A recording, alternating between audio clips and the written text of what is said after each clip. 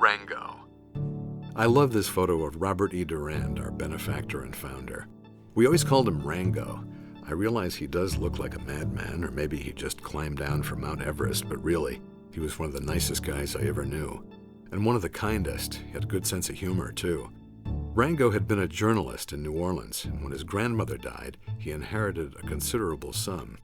No one had ever asked how much, but we guessed at least $1 million or $2 million, and back then that was a lot. Rango wanted to do more than just sit on his inheritance. He wanted to do some good in the world.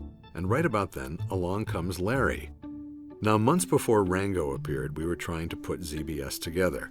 Bobby, our engineer, knew what equipment we needed for the recording studio. Larry had calculated potential income from radio syndication and figured our expenses for the first year, not mentioning the Ferrari, of course. Okay, what I'm saying, Larry had put together a business plan, and we, a group of radio gypsies and pranksters, wanted to use the media to create art and to raise consciousness. Back in the late 60s, a lot of things were happening. Among them was a spiritual and consciousness movement. Well, Rango liked our idea.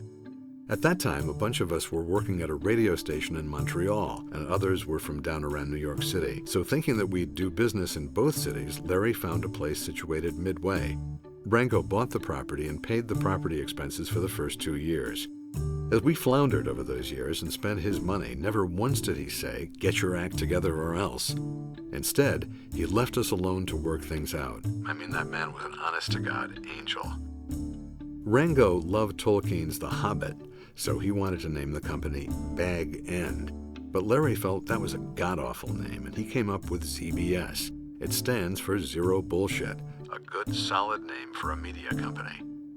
When Larry would call a company in New York trying to speak to the person in charge, the secretary, whose job is to make certain you will never talk to that person, would ask, "And who are you with?" Larry would say, "I'm with ZBS." But coming out of Larry's mouth, it sounded like, "I'm with CBS." They'd prick right up and put him right through. Their boss was always in because CBS is calling. But when Larry would start his pitch, the boss would say, wait, are you with CBS? And Larry would say, no, ZBS. But since Larry had made it that far, the boss would say, all right, what do you want? I sometimes wonder how many secretaries lost their job because of Larry.